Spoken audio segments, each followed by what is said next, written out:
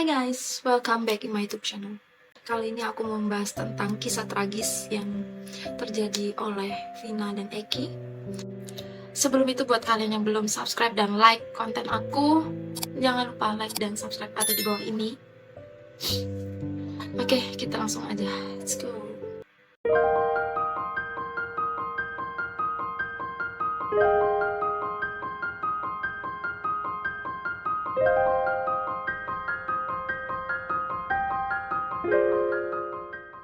Kasus ini kan sepasang kekasih di Cirebon oleh sekelompok geng motor pada tahun 2016. Kini kisah itu kembali viral di media sosial karena kisah tragis ini akan difilmkan oleh rumah produksi D Company. Diketahui sepasang kekasih tersebut bernama Eki dan Vina yang saat itu masih berusia 16 tahun. Keduanya tewas dalam kondisi yang mengenaskan. Kisah nyata tersebut bermula ketika Vina, seorang remaja perempuan yang sedang asik berjalan-jalan bersama kekasihnya di daerah kota Cirebon. Namun, Vina dan Eki tiba-tiba diserang dan dilempari batu oleh sekelompok geng motor di kota Cirebon. Saat korban sempat berkejar-kejaran dengan geng motor, motor Eki terjatuh hingga membuat Vina tidak sadarkan diri. Ketika Eki dihajar, pelaku mengikat tubuh dan menutup mata Vina saat masih tidak sadarkan diri. Pelaku pun melakukan perbuatan keji dan melakukan pelecehan kepada korban dan dilakukan oleh 12 orang pelaku.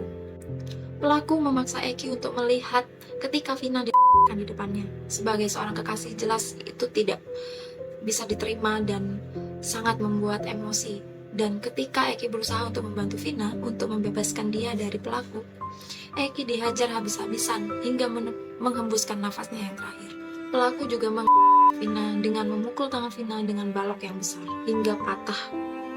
Kaki Vina dilindas motor, kepalanya dibenturkan ke motor dan ke aspal. Para pelaku membebaskan korban dengan anggapan agar tidak meninggalkan jejak kekejaman yang dilakukan oleh geng motor tersebut. Para pelaku memindahkan jasad korban di dekat jembatan layang atau flyover agar terlihat seperti kecelakaan tunggal. Diduga karena salah satu anggota geng motor yang bernama Egi memiliki dendam kepada Vina yang telah menolak cintanya. Dan sempat terjadi pertengkaran dan Vina sempat meludahi Egi sehingga Egi sangat dendam kepadanya. Kasus itu terungkap berkat kesaksian yang di luar nalar. Kabarnya diketahui sahabat Vina yang bernama Linda dirasuki arwah korin Vina. Tepat 6 hari setelah kejadian, Linda menelpon keluarga Vina untuk meminta mereka datang ke rumah Linda. Karena Linda mengatakan bahwa Vina ingin mengatakan sesuatu hal yang sangat penting. Mendengar permintaan itu, keluarga Vina langsung datang ke rumah Linda. Dan dalam rekaman asli dari keluarga Vina, Vina tidak terima jika penewasan dari dirinya dan Eki dianggap sebagai kecelakaan tunggal. Ia mengatakan jika ia ditewaskan oleh kawanan geng motor, bukan diseret oleh motor atau mobil. Ketika taringnya Vina masuk ke tubuh Linda, dia menceritakan kronologi kejadian. Kepalanya sih, Dede, kepalanya kenapa? Diapain, Dede, kepalanya? Tadinya dibenturin. Dibanturin kemana? Ke motor, terus ke aspal. Eginya tuh mau nolongin, tapi Eginya juga kena. Itu tuh salah satunya ada yang suka sama Vina. Temen Egi itu salah satunya namanya Egi. Bener kan, dari tadi dia Egi, Pak. Namanya Egi, temennya Egi. Suka sama Vina. Terus Vinanya ngeludahin. Dia aja dendam kayaknya sama Vina. Orang mana Egi tuh, Dek? Vina nggak kenal, cuma satu tongkrongan gitu Mbak sama Egi. Satu tongkrongan sama Egi. Iya, Vina sering dibawa sama Egi tuh. Eginya suka sama Vina.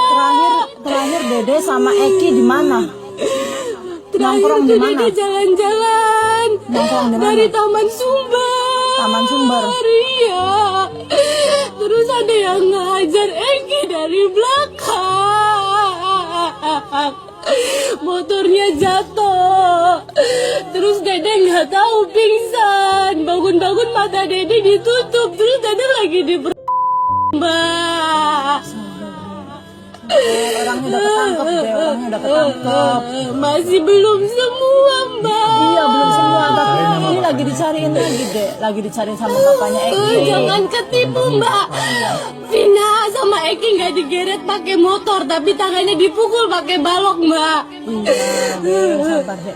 Jadi Kalau sekarang digeret yang pakai tenang. motor pasti dedel semua kan, Mbak? Iya, Ini jasadnya enggak kan, Mbak? Iya, Mbak percaya deh, percaya ya. Jadi yang tenang di sana ya. Ini lagi diusahain sama bapaknya Eki, sama Mbak Neng, semua lagi dicariin. Sama Haji juga lagi dicariin deh. Jadi tahu Tuh mau Haji kan? nikah sama Eki tuh. Iya, tahu. Bilangin sama bapaknya. Vina tuh udah mau serius sama Eki, Mbak. Vina mau ketemu mama, Mbak. Mama yang susah, mama di sana nangis aja kasihan. Dede nggak boleh kayak gitu sama mama juga kamu kasihan mama deh, mama juga di sana kepikiran mama di sana nggak ada siapa-siapa deh. Pun juga. Mama di sana nggak ada siapa-siapa. Mama cari duit buat Vina, Iya. Vina dibunuh sama orang. Mama makanya di sana pingsan terus mama deh. Mama di sana yang tenang, dedenya juga ya.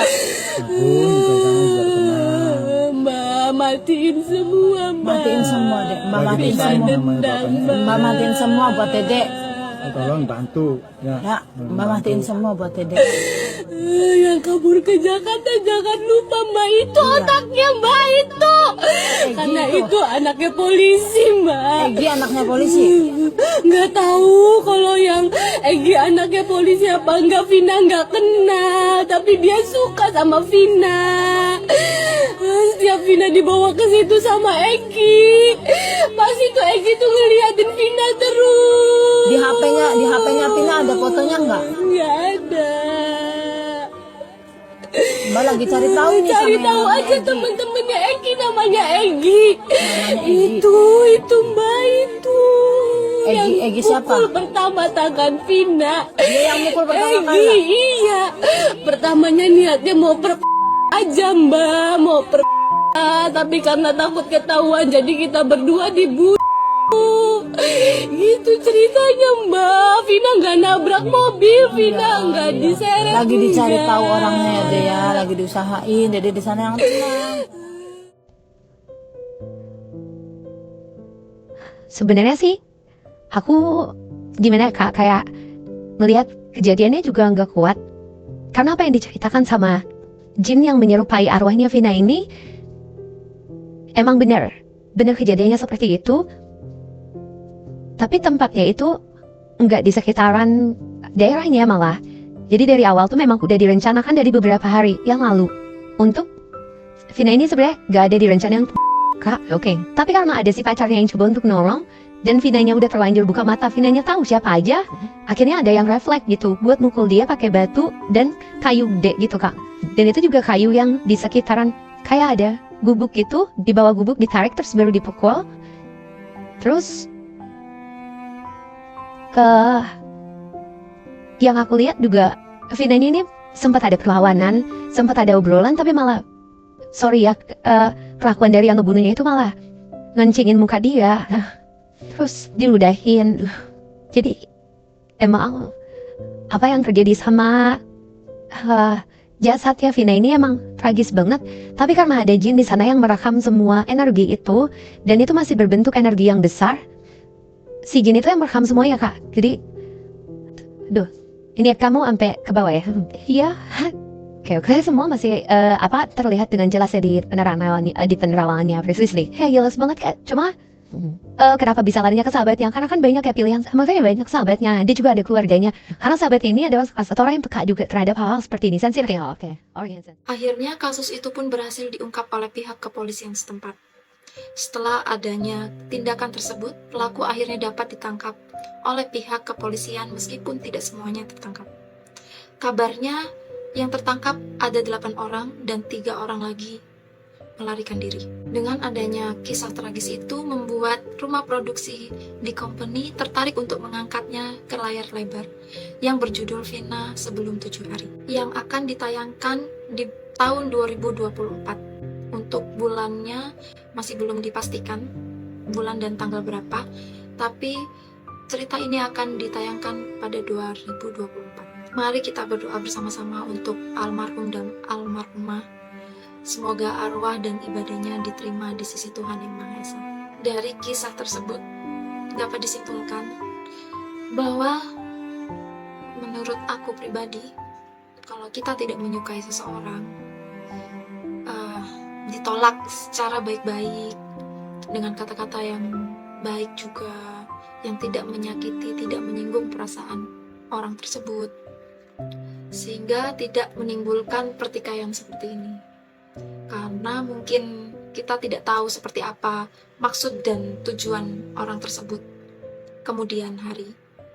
Jadi untuk melindungi diri kita sendiri, memang lebih baik kita harus berhati-hati dalam berucap. Karena apa yang kita ucapkan belum tentu bisa diterima oleh orang tersebut. Jadi sebisa mungkin kita harus berpikir dulu sebelum mengatakan hal tersebut. Oke, buat kalian yang suka dengan konten ini, jangan lupa like dan subscribe ada di bawah ini. Karena dukungan dari kalian semua itu berarti banget buat aku. Dan buat kalian yang punya cerita-cerita menarik yang bisa aku reaction, langsung komen aja di bawah ini atau DM di akun Instagram or TikTok aku, ada di deskripsi. Langsung share aja. Oke, aku tutup dulu. See you, bye-bye.